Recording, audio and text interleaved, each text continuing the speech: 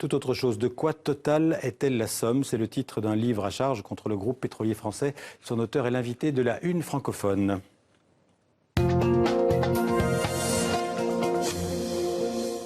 Bonjour Alain Deneau. Bonjour. Vous êtes docteur en philosophie, vous êtes né au Canada, mais vous vivez partiellement en France et au Canada. Vous êtes aussi chercheur en sociologie. Vous avez été chercheur en sociologie à l'Université de Québec. Vous travaillez encore à Montréal et vous venez de publier « De quoi Total est-elle la somme ?» avec ce sous-titre « Multinationale au pluriel et perversion du droit ». C'est aux éditions Rue de l'Échiquier. Vous avez écrit une dizaine de livres, très souvent d'ailleurs liés au monde de l'entreprise, aux activités des grandes sociétés minières ou à la corruption.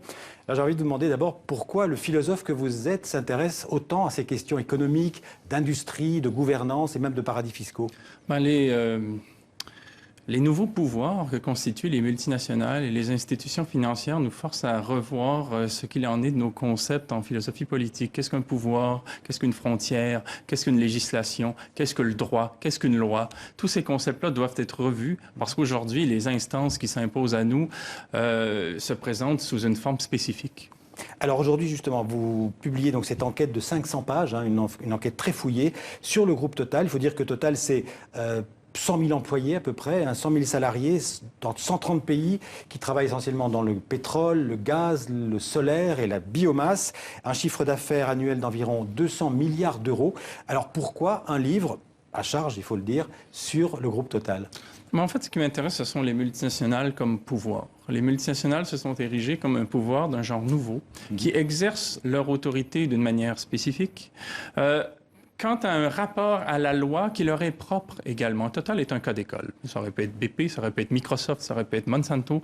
Il s'est agi quand même de prendre appui sur une réalité historique et contemporaine. Un cas d'école qui s'appuie sur l'histoire, puisqu'en fait, il faut rappeler que Total est l'héritière de la Compagnie française des pétroles et que c'est un groupe qui a été créé au moment de la chute de l'Empire ottoman. Oui, je me suis intéressé à cette assertion voulant que ce que font les multinationales le plus souvent soit légal. Je n'ai pas contesté cette prétention, j'ai plutôt essayé d'en comprendre le sens. Et quand on fait l'histoire de Total, c'est-à-dire de sa scène originaire, la création de la Compagnie française des pétroles, on se rend compte que dès l'origine, il y a un problème entre l'existence de cette société, sa création, sa fondation et la loi. Déjà, elle est créée de manière inconstitutionnelle par le gouvernement de Raymond Poincaré, c'est-à-dire que le gouvernement, l'Assemblée nationale n'est pas consultée.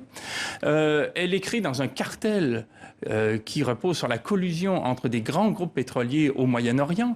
Un cartel qui aurait été impossible aux États-Unis ou en France en raison des lois antitrust. Et cela dans un contexte international où on démantèle l'Empire ottoman pour créer un État fait sur mesure pour l'industrie pétrolière, l'Irak. Et donc dans un contexte où ce sont les intérêts pétroliers qui déterminent ce que seront les États. Donc il y a une inversion du rapport de force et on voit apparaître un pouvoir de type nouveau qui va s'imposer dans l'histoire. Et les États parrains de ces sociétés ont créé des sortes de Frankenstein face auxquels nous sommes aujourd'hui. Alors, votre livre est divisé en 12 chapitres, on ne va pas les citer tous, mais qui symbolisent les actions que vous attribuez à Total: comploter, coloniser, corrompre, délocaliser, polluer, asservir. Mais vous le dites vous-même, tout ce que fait Total est légal. Et qu'est-ce que ça veut dire?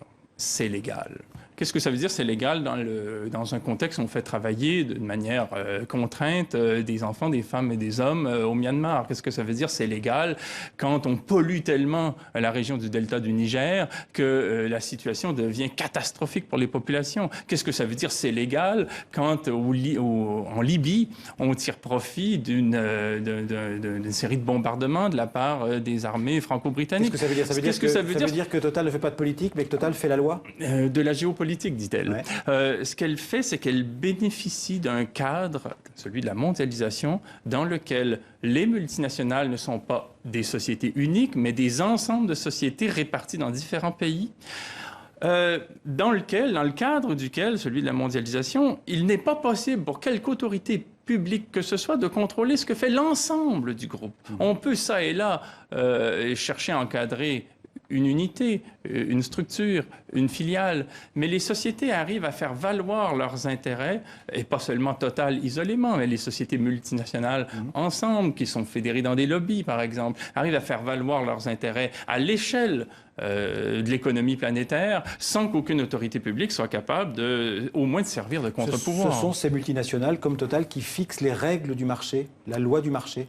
On est face effectivement à deux régimes de loi. Il y a la loi du législateur qui doit se conformer selon des injonctions qui sont pratiquement faites par les puissants de ce monde, c'est-à-dire les multinationales et les grandes institutions financières, à une autre loi qui est celle du commerce, du marché. De l'offre et de la demande. Et cette loi-là est présentée comme étant abusivement, comme étant scientifique, et même adossée sur des prétentions de nature. On dira que la loi économique dont il s'agit est aussi incontestable que la loi de la gravité.